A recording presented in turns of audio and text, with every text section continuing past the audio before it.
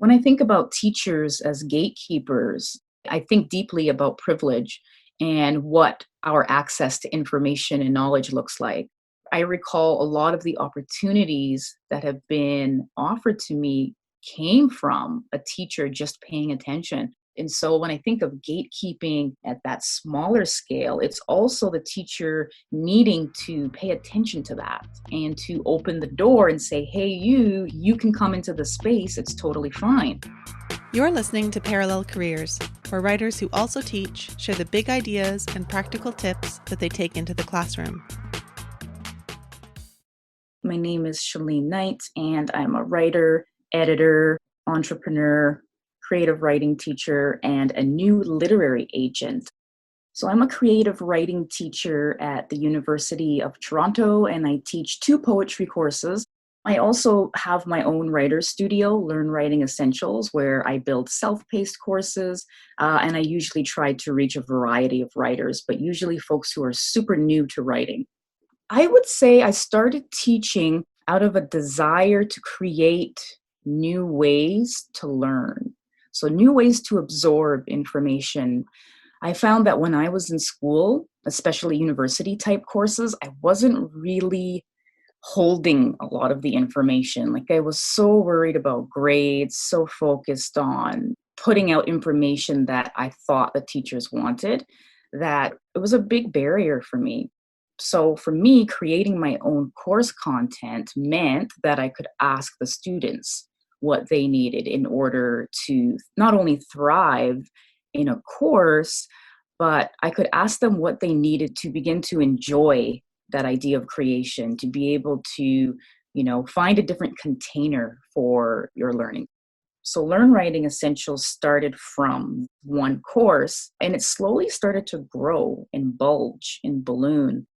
I think the first thing folks will realize is that we build a lot of the material based on personal experience, which I think is one thing that really sets the courses apart. We cite our sources, but we say, here's how I came across this really fantastic revision exercise, and here's how it's helped me.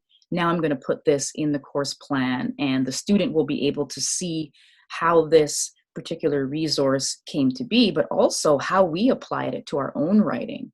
So there are, I believe in the Write Publish course, there are actual examples of my ugly, rough drafts. If you can see a writer who's put out a couple of books and you're welcomed into their world to see how those books came to be, that's huge for a writer to see the mess and to say, this is some dirty laundry, but I can see how it came out of the dryer so crisp and clean and you hung it up, right? Like you want to see the mess. And so we focus a lot on the messiness of writing and why it's okay and why it should be messy to begin with. So I think that's one of the benefits of working with us at Learn Writing Essentials is your mess is welcomed in with open arms.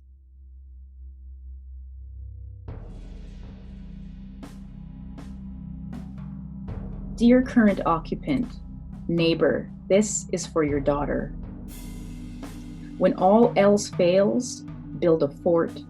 Take all the blankets, sheets, pillowcases, scarves, and curtains, and drape them over kitchen chairs, desks, and tables.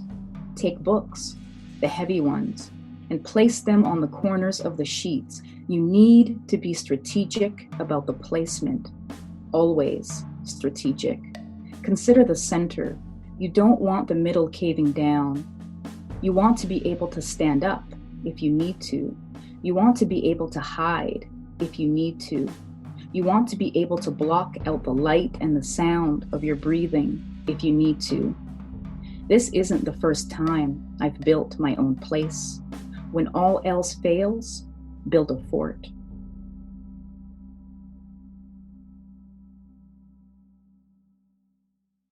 So when I think about my writing and what it's all about, I would say I'm very comfortable writing in hybrid forms. So anything that I write tends to take a unique structure, or it tends to scream for a particular container, one that I have to build myself.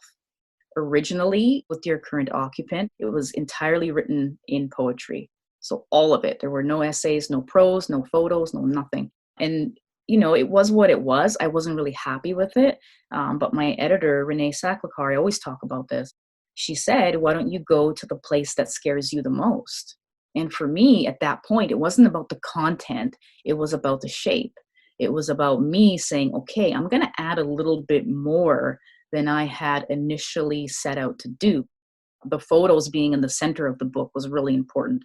I wanted that to be kind of like a crack in the sidewalk, like something that is there and you have to really pay attention to and look down and look through to see what you're supposed to see there. When I also realized that I didn't have to follow a traditional template, that was another eye-opening occurrence for me, because I struggled a lot with traditional essays. I struggled with, traditional shapes. I thought, but my story needs to bend over here, or my story needs to be blurry in this one section, or I only want to give someone, that pullback, that when you pull the curtains back and you can only see the leg of one table and somebody walking by. I only want to give the reader that piece. How do I do that if I'm told I have to have this particular opening and this middle that flows here and then a conclusion? Like, I can't ever see my story fitting that way. When I zoom the lens out and think about storytelling in general, we're all writing the same stories. We're writing our childhoods. We're writing family relationships. We're writing female relationships. We're doing all the same things, but what's different is we're thinking about the way a story unfolds. So knowing that revision was a possibility and was encouraged, and that container and shape building was something that I could do, that's when I decided, okay, I can write books. I can do that.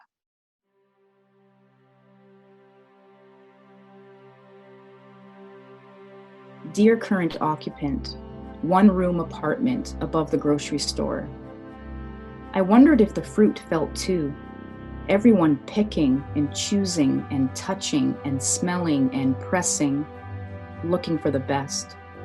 Living here, I discovered the truth about how to eat a papaya. 1. Look for skin turning from green to yellow. Parts may look bruised. Press your thumb into the flesh. 2. 1 to 3 days on your counter will do. Scoop out and discard the black seeds from the center. 3. Run your knife downward along the skin. Slowly, the flesh will be soft. 4. You may not eat the skin.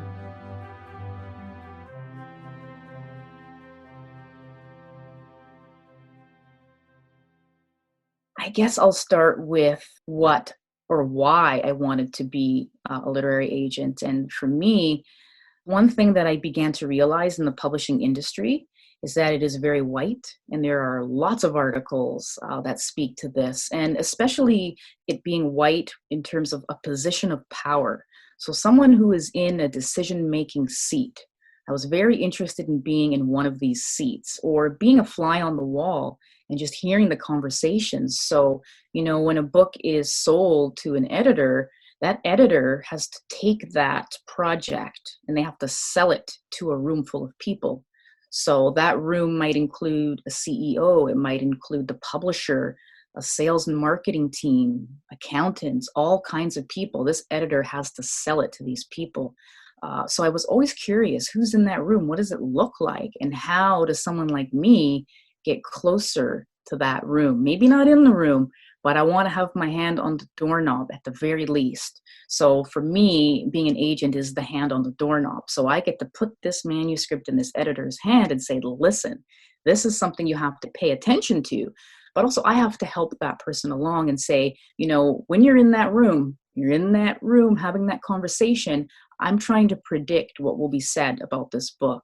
And because I'm not in that room, here's a piece of advice, or here's, a pocket or a community that I think and the author thinks this book might reach, and here's how we can get there. So you take this information and you feed it to the room who might say, no, we don't see a spot for this book. The business model for agenting is commission only. So you're doing a ton of work, a ton of reading, nonstop meetings, relationship building, networking, you put in a ton of work before you see any money at all. So the question you have to ask yourself is, why the heck do you want to do this? And how do you then make it fit into your lifestyle? Most agents have another job, and for some reason, nobody wants to talk about that. Nobody wants to admit that they have work that they do on the side to bring in a stream of income while they're, of course, working with their authors. But I think that's the dedication that the job requires and why it's not for everybody.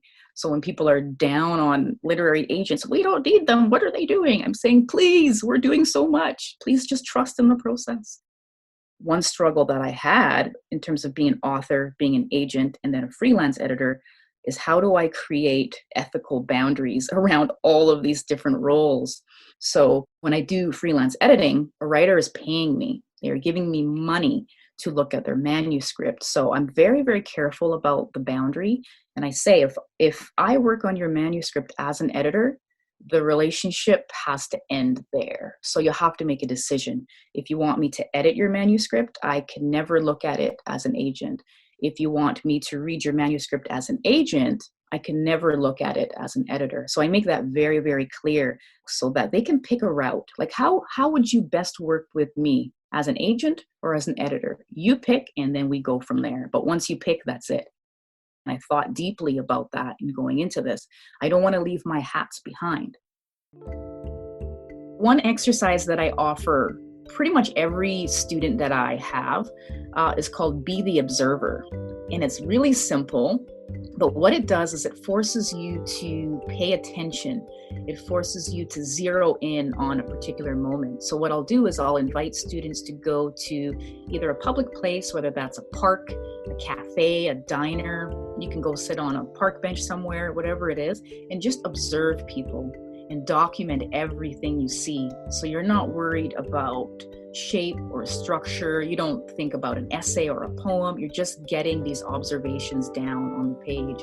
And what's really interesting is that I think as writers, we are meant to see things that other people do not see.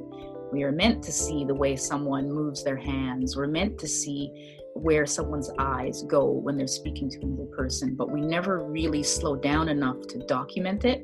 So when you have an exercise that focuses on just that, it's usually quite interesting to go back to and revisit that writing and look at it.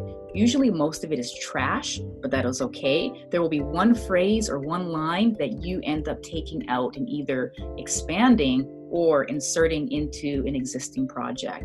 And it's an exercise that I use whenever I'm trying to slow a scene down and I want to document what's happening in a space. I'll do this exercise, but I'll also do it if I have nothing to write about, or if I tell myself I have nothing to write about. That's an excuse. Then I'll just take my Be the Observer, or, be the spy, whatever you want to call it, and go out there into the world and just start documenting things.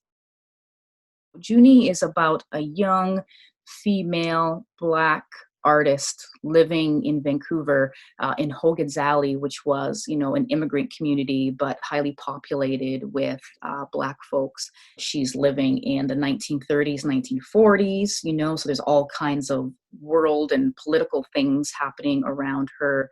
So the whole book essentially is about Junie trying to find a spot to belong next to her mother. So it is a mother-daughter relationship story, but it's also, a historical reclaiming where I want to give voice back to this particular neighborhood that existed and was home for so many people, but also a place that not a lot of people know about. One thing I've struggled with researching Hogan's Alley is that there's not a lot of information online. Even in the Vancouver archives, I'm like digging and unsure of if I'm finding the right stuff. So a lot of this is just conversation. What we can find in the headlines is that this place was a slum. It was kind of like, an eyesore. We want to get rid of this neighborhood. But in having conversations with folks, I'm finding that this was like a place of love, like a place where there were so many Black-owned businesses where folks knew each other, they helped each other. One really cool and the most amazing thing that I figured out was that my old high school vice principal, Randy Clark, His grandmother owned Vi's Chicken and Steaks, which was like the icon place to go eat in Hogan's Alley. So he was entrenched in that community this time that I'm writing about. My novel is spliced with these mini prose poems. So essentially, what I was trying to do with those mini sections was give a voice to the city. So the place that I'm writing about, Hogan's Alley in Vancouver, no longer exists. So if I want to bring that voice back, I wanted to bring it back in the present tense. I used these really dense vignettes to do that work. So it kind of breaks up the narrative.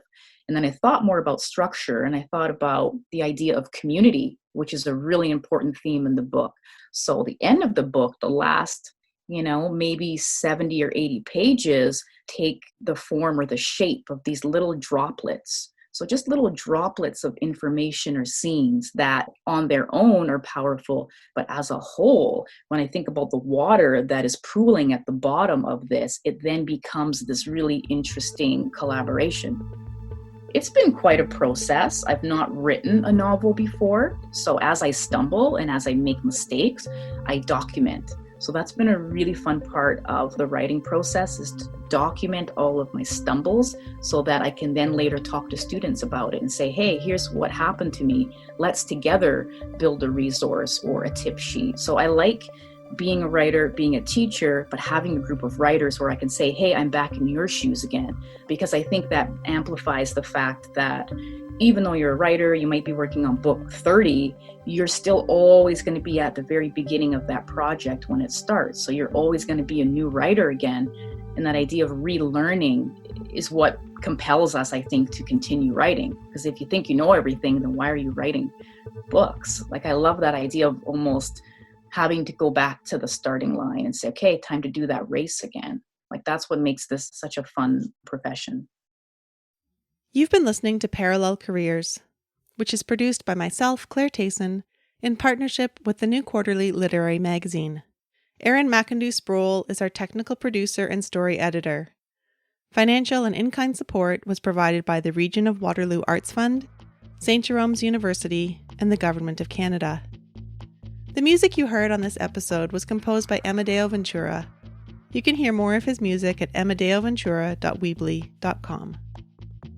Visit tnq.ca/parallel for more information on Chelene's work, including her award-winning book, Dear Current Occupant.